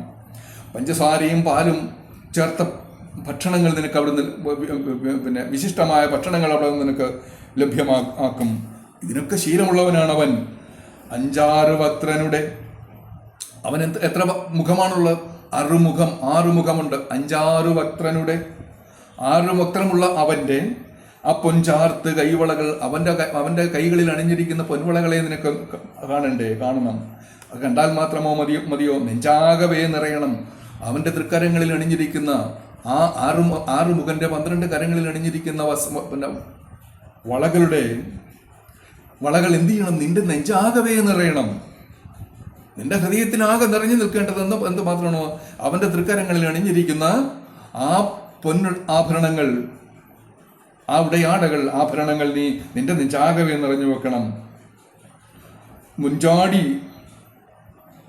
അരുൾഗമേ, അത് എന്ത് ചെയ്യും? ഇത് എനിക്ക് കിട്ടിക്കഴിഞ്ഞാൽ അവൻ്റെ അനുഗ്രഹവുമായി അവൻ നിന്റെ മുമ്പിലേക്ക് വന്ന് അവതരിക്കും. മുൻചാടി വരും, നിന്റെ മുന്നിലേക്ക് കടന്നെത്തും. ഉറപ്പാണിത്. ഈ ഭക്തി അവിടെ സമർപ്പിച്ചു കഴിഞ്ഞാൽ സർവേശ്വരനായിരിക്കുന്ന സുബ്രഹ്മണ്യൻ്റെ, വേലായുധ സ്വാമിയുടെ, കാർത്തികേയൻ്റെ, ദണ്ഡായുധപാണിയുടെ പാദങ്ങളിൽ നിന്റെ ഭക്തിയും സ്തോത്രങ്ങളും കാപട്യമില്ലാതെ സമർപ്പിച്ചു കഴിഞ്ഞാൽ നിനക്ക് എല്ലാ അനുഗ്രഹ കലകളും നമുക്കവിടെ ലഭ്യമാകും. നിനക്ക് ബ്രഹ്മാവിന് കിട്ടുന്നതായ സ്വാഗതവും അലങ്കാരങ്ങളും സ്ഥാനങ്ങളും സ്ഥാനമാനങ്ങളും പാനാദിയും ഭഗവാൻ നിനക്ക് അവിടെ തന്ന് അനുഗ്രഹിക്കാനായി അവിടെ എപ്പോഴും നിന്നോടൊപ്പം ഉണ്ടായിരിക്കും. 33-ാമത്തെ ശ്ലോകത്തിൽ ഇപ്രകാരമാണ് പറയുക. ഇത് ഒരു ഭക്തന് കിട്ടുന്ന സ്വീകരണമാണോ എന്ന് നാം ആലോചിച്ച് നോക്കുക. ഭഗവാൻ നമുക്ക് തരുന്ന ഒരു ആദരവ്, ഭഗവാനെ നാം എത്രമാത്രം ഹൃദയത്തിൽ ഉൾക്കൊണ്ട് പ്രാർത്ഥിക്കുകയും ഉപാസിക്കുകയും ചെയ്തു കഴിഞ്ഞാൽ ഭഗവാൻ നമുക്ക് തരുന്നത് ദേവേന്ദ്രന് സമാനമായ അംഗീകാരവും ആദരവുമാണ് ഭഗവാൻ നമുക്ക് തരിക. ഈ പ്രപഞ്ചത്തെ മൊത്തം സൃഷ്ടിച്ചിരിക്കുന്ന ഭഗവാന് കൊടുക്കാൻ മറ്റുള്ളവർ എപ്രകാരമുള്ള ആദരവാണോ സമർപ്പിക്കുന്നതോ അതൊക്കെ നമുക്ക് ഓരോരുത്തർക്കും ഭഗവാനിലൂടെ ലഭ്യമാകാൻ ഈ ഒരു ഭജനം തന്നെയാണ്, സുബ്രഹ്മണ്യ സ്മരണ തന്നെയാണ്, ഈ ദാനസ്ഥലത്തേക്കുള്ള ഗമനം തന്നെയാണ്, യാനം തന്നെയാണ് ശുഭമായി തീരുക എന്ന് ഈ 33-ാമത്തെ ശ്ലോകത്തിലും ഭഗവാൻ നമ്മോട് പറയുകയാണ്. നോക്കുക, എത്രമാത്രം മനോഹരമായിട്ടാണ് ഈ സുബ്രഹ്മണ്യ കൃതിയായിരിക്കുന്ന വിശാഖ ഷഷ്ടിയിൽ ഭഗവാനെ സമാശ്രയിച്ചു കഴിഞ്ഞാൽ ഓരോ ഭക്തനും ലഭ്യമാകുക എന്നുള്ളത് നാം ഒരിക്കലും അതിൻ്റെ പ്രാധാന്യം ഇല്ലാതെ ചിന്തിച്ചു പോകാൻ പാടില്ല. അതാണ് ഇവിടെ നമ്മൾ ഓർക്കേണ്ട ഒരു പ്രധാന കാര്യം. അതാണ് ഭക്തിയെ സാധാരണ ജനങ്ങളുടെ മോക്ഷത്തിനും സാധാരണ ജനങ്ങളുടെ ദുഃഖദുരിത മോചനത്തിനും ഭയമോചനത്തിനും ശത്രുക്കളിൽ നിന്നുള്ള മോചനത്തിനും ഒക്കെ തന്നെ എപ്രകാരമാണ് നമ്മൾ ഈശ്വരനെ സമീപിക്കേണ്ടത്, അഭയം പ്രാപിക്കേണ്ടതെന്ന് മഹാഗുരുവിൻ്റെ കൃതികളിലൂടെ നമ്മൾ കടന്നു പോകുമ്പോഴാണ് മനസ്സിലാക്കുക. നിസ്സാരമായി നമ്മൾ ഇതിനെ വെറും ഒരു സ്തോത്രമായിട്ടല്ല കാണേണ്ടത്. അനുഭവത്തിൻ്റെതായ രുചിയോടുകൂടി, അനുഭവത്തിൻ്റെതായ സാക്ഷ്യത്തോടുകൂടി ശ്രീനാരായണ ഗുരു പരമഹംസദേവൻ തൻ്റെ അവധൂത ജീവിതത്തിൽ, തൻ്റെ ഉപാസനാ ജീവിതത്തിൽ അനവധി ആരാധനാമൂർത്തികളെ ഉപാസിച്ചുകൊണ്ട് തൻ്റെ സമർപ്പണം നടത്തിക്കൊണ്ട് ജീവിതത്തിലുടനീളം കടന്നുപോയപ്പോൾ തനിക്ക് ലഭ്യമായിരിക്കുന്ന അനുഗ്രഹ വർഷങ്ങളെക്കുറിച്ചാണ് ഇവിടെ പറയുക. ഇത് നമ്മളെ ആരും കബളിപ്പിക്കാൻ വേണ്ടിയോ നമ്മുടെ ആരുടെയെങ്കിലും എന്തെങ്കിലും ആനുകൂല്യങ്ങൾ നേടിയെടുക്കുന്നതിന് വേണ്ടി പറയുകയല്ല ഇവിടെ. മഹാഗുരുവിൻ്റെ ജീവിതവും കർമ്മവും ആ തിരുശേഷിപ്പുകളും ഒക്കെ നാം മനസ്സിലാക്കുകയാണെന്നുണ്ടെങ്കിൽ ശ്രീനാരായണ ഗുരു പരമഹംസദേവൻ എൻ്റെ വാക്കുകളും വചനങ്ങളും ആരെയും കബളിപ്പിക്കാനോ ആരിൽ നിന്നും അവർ എന്തെങ്കിലും അനധികൃതമായി അല്ലെങ്കിൽ എന്തെങ്കിലും ചൂഷണം ചെയ്യുന്നതിന് വേണ്ടിയോ ആയിരുന്നില്ല. ഈ ലോകത്തിൻ്റെ ദുഃഖ നിവാരണത്തിന് വേണ്ടി, ദുരിത നിവാരണത്തിന് വേണ്ടി, അവരുടെ പാപമോചനത്തിന് വേണ്ടി അവരെ തയ്യാറാക്കിയെടുക്കുന്നതിന് വേണ്ടിയുള്ള നിതാന്തമായ ശ്രമമാണ് ഭഗവാന്റെ ഓരോ കൃതികളിലും നമുക്ക് കാണാൻ കഴിയുക. ഓരോ കൃതികളും നിങ്ങളെടുത്ത് നോക്കുക. ഈ കൃതികളിലൊക്കെ തന്നെ ഇതാണ് പറയുന്നത്. നമ്മളിലെ കൽമഷങ്ങൾ ഒഴിവാക്കിക്കൊണ്ട്, നമ്മളിലെ എല്ലാ ദുർചിന്തകളെയും ഒഴിവാക്കിക്കൊണ്ട് നമ്മുടെ ഹൃദയത്തിലേക്ക് നമ്മുടെ ഇഷ്ടമൂർത്തിയെ പ്രതിഷ്ഠിച്ചുകൊണ്ട് നമ്മുടെ പ്രാർത്ഥനകളും ഉപാസനകളും അവിടെ സമർപ്പിക്കുമ്പോൾ നമുക്കുണ്ടാകുന്ന നേട്ടത്തെക്കുറിച്ചാണ് ഭഗവാൻ പറയുന്നത്. അനുഭവ സാക്ഷ്യത്തോടു കൂടിയാണ് പറയുക. ഒരു അനുഭവ സാക്ഷ്യം ഭഗവാൻ ഇവിടെ നമുക്ക് തരികയാണ്, ദൃഢം. അതോടൊപ്പം തന്നെ നമ്മുടെ ഈ വിശാഖ ഷഷ്ഠി അവസാനിക്കുമ്പോൾ അതിനൊരു ഫലശ്രുതി തരുന്നുണ്ട്. ഫലശ്രുതി എന്ന് പറഞ്ഞാൽ എന്താണ് നിങ്ങൾ ഈ ഉപാസനാ ജീവിതത്തിലൂടെ കടന്നു പോകുമ്പോൾ നിങ്ങൾക്ക് ലഭ്യമാകുന്ന പ്രസാദം എന്താണ് അതിൻ്റെ ഫലം? നിങ്ങളൊരു ഔഷധം സേവിച്ചു കഴിഞ്ഞാൽ നിങ്ങളുടെ രോഗം ഇല്ലാതെയാകും എന്ന് പറയുന്നത് പോലെ ഇവിടെ ഭഗവാൻ നമുക്കൊരു ഔഷധം തരികയാണ്. എന്താണ് ഔഷധം? വാക്കുകളാകുന്ന ഔഷധം, വചനങ്ങളാകുന്ന ഔഷധം. ഇത് വചനാമൃതമാണിത്. ഇത് വചനങ്ങളാകുന്ന ഔഷധങ്ങളാണ്. വാക്കുകൾ കൊണ്ട് ചികിത്സിക്കുക എന്ന് പറയുന്നത് ബുദ്ധന്മാരെ കൊണ്ടും സിദ്ധന്മാരെ കൊണ്ടും യോഗികളെ കൊണ്ടും മാത്രമേ കഴിയുകയുള്ളൂ. വാക്കുകൾ എത്രമാത്രം പരിവർത്തനം ഉണ്ടാക്കാൻ പ്രാപ്തമാണ്, ശക്തമാണ് എന്ന് നമുക്കറിയാം. നാം നമ്മുടെ ജീവിതത്തിൽ പരിവർത്തനം ഉണ്ടാക്കിയിരിക്കുന്നത് എല്ലാം തന്നെ എങ്ങനെയാണ്? വാക്കുകളിലൂടെയാണ്, പഠനങ്ങളിലൂടെയാണ്. പഠനം എങ്ങനെയാണ് വരിക? വാക്കുകളിലൂടെ വരികയാണ്, ശബ്ദങ്ങളിലൂടെയാണ് വരിക, ഇല്ലേ? അപ്പോൾ ഈ വാക്കുകൾ ഔഷധങ്ങളായി മാറുന്നു. വാക്കുകൾക്ക് ശക്തി ഉണ്ടാകുന്നു, വാക്കുകൾക്ക് ഊർജം ഉണ്ടാകുന്നു, വാക്കുകൾക്ക് നമ്മെ പരിവർത്തനപ്പെടുത്താനും നമ്മളെ സൗഖ്യപ്പെടുത്താനുമുള്ള കഴിവുണ്ടാകും എന്ന് മഹാഗുരു തൻ്റെ വചനങ്ങളിലൂടെ നമ്മോട് പറയുകയാണ്. മന്ത്രങ്ങളിലൂടെയും സ്തോത്രങ്ങളിലൂടെയും കൃതികളിലൂടെയും ഭഗവാൻ പറയുകയാണ്, ഈ വാക്കുകൾക്ക് ശക്തിയുണ്ട്, ഈ വാക്കുകൾക്ക് ഔഷധവീര്യമുണ്ട്. ഇത് നിങ്ങൾക്ക് എല്ലാ സൗഭാഗ്യങ്ങളെയും തരാൻ പ്രാപ്തമായ വാക്കുകളാണ്. കാരണം ഒരു ഋഷിയുടെ ധ്യാനവേളയിൽ ഋഷിയുടെ മേധയിൽ നിന്നും ഈശ്വരൻ ദാനം ചെയ്തിരിക്കുന്നതാണ് ഈ വാക്കുകളൊക്കെ തന്നെയും. ഗദ്യകൃതിയുടെ അവസാന ഭാഗത്ത് പറയുന്നുണ്ട്, ഈ തിരുവാക്കുകളുടെ ഉപദേഷ്ടാവായിരിക്കുന്ന പരമാത്മാവിനെയും ഞാനിതാ ഇവിടെ സ്മരിക്കുന്നു പറയുന്നുണ്ട്. ഈ തിരുവാക്കുകളുടെ ഉപദേഷ്ടാവായിരിക്കുന്ന പരമാത്മാവിനെയും അതുപോലെയാണെന്ന് പറഞ്ഞ് അവസാനിപ്പിക്കുക. ചുരുക്കത്തിൽ നാം മനസ്സിലാക്കേണ്ടത് ഭഗവാന് കിട്ടിയിരിക്കുന്ന ഈ വാക്കുകൾ ശ്രീനാരായണ ഗുരുവിൻ്റേതല്ല. ഈ വാക്കുകളുടെ ഉടമയായിരിക്കുന്ന പരമാത്മാവ് ശ്രീനാരായണ ഗുരുദേവനെ ഉപയോഗിച്ചുകൊണ്ട് ശ്രീനാരായണ ഗുരുദേവൻ്റെ നാവിലൂടെ നമ്മിലേക്ക് പ്രസരിപ്പിക്കുകയാണ് ഇവിടെ ചെയ്യുക. അതുകൊണ്ട് നാം കൃത്യമായി മനസ്സിലാക്കേണ്ടത് ഉപാസനയും സ്തോത്രങ്ങളും നമ്മുടെ ജീവിതത്തെ സമ്പുഷ്ടമാക്കാൻ സഹായിക്കും. ഇത്യുത്കൃഷ്ട വിശാഖഷഷ്ടി സമവിഖ്യാതം മഹദ്വർണ്ണനീയം മഹദ് അന്നനീയം അസ്ത്യത് ഉൾക്കടമോദം എൻ്റെ രുചശാന്തിക്കായി രചിച്ചേനഹം പറയുകയാണ്. ഞാൻ എൻ്റെ ദുഃഖത്തിന് ശാന്തിക്കായി, എൻ്റെ ദുരിതശാന്തിക്കായിട്ട് ഞാൻ രചിച്ചതാണ് ഈ കൃതി എന്ന് ഭഗവാനോട് പറയുകയാണ്. ഇതൊരു ഒരു സാക്ഷ്യമാണ്, ഏറ്റുപറച്ചിലാണ്. ഈ ഇത്ര ഉത്കൃഷ്ടമായിരിക്കുന്ന വിശാഖസൃഷ്ടി എന്ന് പറയുന്ന വിഖ്യാതമായിരിക്കുന്ന മഹദ്വർണ്ണനീയമായിരിക്കുന്ന ഈ കൃതി രചിച്ചത് ഉൾക്കടമോദം എൻ്റെ രുചശാന്തിക്കായി, എൻ്റെ ദുഃഖശാന്തിക്കായി, എൻ്റെ വേദന ഇല്ലാതെയാകുന്നതിനായി, എൻ്റെ ദുഃഖങ്ങൾ ഇല്ലാതെ രചിച്ചേനഹം, ഞാൻ രചിച്ചിരിക്കുന്നു എന്ന് ഭഗവാൻ പറയണം. അത്യന്തം ദൃഢഭക്തിപൂർവം ഇത് പാഠം ചെയ്തവർക്ക്, അത്യന്തം ദൃഢഭക്തിപൂർവം, ഞാനിതാണ് ആദ്യം മുതൽ പറയുക, അത്യന്തം ദൃഢഭക്തിയോടുകൂടി പാഠം ചെയ്തവർക്ക് ഗതപ്രത്യൂഹാദി കൊടുത്തു സൗഖ്യമധികം നൽകും. എന്താണ്? പഠിക്കുന്നവർക്ക് എന്തുണ്ടാകും? പ്രത്യൂഹാദി തടസ്സങ്ങളെല്ലാം നീങ്ങിക്കഴിഞ്ഞ പ്രത്യൂഹാദികൾ എല്ലാം എല്ലാ പ്രതിബന്ധങ്ങളും നിങ്ങൾക്ക് ഇല്ലാതെയാകും, എല്ലാ ദുഃഖങ്ങളും ഇല്ലാതെ കൊടുത്ത് സൗഖ്യമധികം നൽകും, നിങ്ങൾക്കെല്ലാ സുഖവും നൽകും. ശിവൻ ഷൺമുഖൻ. നോക്കുക, ശിവൻ സമം ഷൺമുഖൻ. ശിവന് സമാനനായിട്ട് ഇവിടെ ഷൺമുഖനെ ഇവിടെ പറഞ്ഞിരിക്കുകയാണ്. ശിവനാണ് ഷൺമുഖൻ, ഷൺമുഖനാണ് ശിവൻ, യാതൊരു വ്യത്യാസവുമില്ല. അതാണ് ഞാനിവിടെ ആദ്യം മുതലേ നിങ്ങളോട് പറഞ്ഞു വരിക. എന്താണ്? ഭഗവാൻ ഇതിൻ്റെ ഉറപ്പ് തരുന്നുണ്ട്. സുബ്രഹ്മണ്യ സേവയിലൂടെ, സുബ്രഹ്മണ്യനെ ഭജിക്കുന്നതിലൂടെ നമുക്ക് ലഭ്യമാൻ പോകുന്നത് എന്താണ്? നമ്മുടെ എല്ലാ രുചശാന്തിക്കും, എല്ലാ ദുഃഖശാന്തിക്കും, ദുരിതശാന്തിക്കുമായിട്ട് ഇത് നമുക്ക് സഹായകമായിരിക്കുമെന്ന് ഭഗവാൻ ഫലശ്രുതിയിൽ പറയുകയാണ്. ഫലശ്രുതി പറഞ്ഞിരിക്കുന്ന 2 or 3 കൃതികൾ മാത്രമാണ് ഭഗവാൻ നമുക്ക് രചിച്ചു തന്നിരിക്കുന്നത്. ബാക്കി പല കൃതികളും നമുക്ക് രചിച്ച് തന്നിട്ടുണ്ട് എന്നുള്ളതേ ഉള്ളൂ. പക്ഷേ ഈ കൃതികളിലൂടെ കടന്നു പോകുമ്പോൾ നമുക്ക് എന്ത് ലഭ്യമാകും എന്ന് ഭഗവാൻ മറ്റു കൃതികളിലൊന്നും പറയുന്നില്ല. വിഷ്ണുഷ്ടകത്തിനകത്ത് പറയുന്നുണ്ട്, ഇതിൽ പറയുന്നുണ്ട്, പിന്നെ വേറെ ഏതോ ഒരു കൃതിയിലൂടെ പറയുന്നുണ്ട്. അങ്ങനെ 3 കൃതികളിൽ മാത്രമാണ് ഫലശ്രുതി. നിങ്ങൾ പാരസെറ്റമോൾ കഴിച്ചാൽ നിങ്ങൾക്ക് വേദന അടങ്ങും എന്ന് പറയുന്നത് പോലെ ശാസ്ത്രദൃഷ്ടിയോടുകൂടി ഭഗവാൻ പറയുകയാണ്, നിങ്ങൾ വിശാഖ ഷഷ്ടിയിലൂടെ നിങ്ങളുടെ ഭക്തിയെ ഭഗവത് സമക്ഷം സമർപ്പിച്ചാൽ ഇതെല്ലാം രുചശാന്തി നിങ്ങൾക്കുണ്ടാകും എന്ന് ഭഗവാൻ നിങ്ങളെ ഇവിടെ പറഞ്ഞ് ബോധ്യപ്പെടുത്തുകയാണ് ചെയ്യുന്നത്. അങ്ങനെ നമുക്ക് ഈ 33ാമത്തെ ശ്ലോകത്തോടു കൂടി ഇന്നത്തെ പഠനവും നമുക്ക് ഇവിടെ അവസാനിപ്പിക്കാം എന്ന് വിചാരിക്കുന്നു. ഓം പൂർണ്ണമദ പൂർണ്ണമിദം പൂർണ്ണാത് പൂർണ്ണമുദച്യതേ പൂർണ്ണസ്യ പൂർണ്ണമാദായ പൂർണ്ണമേവാവശിഷ്യതേ. ഓം ശാന്തി ശാന്തി ശാന്തി.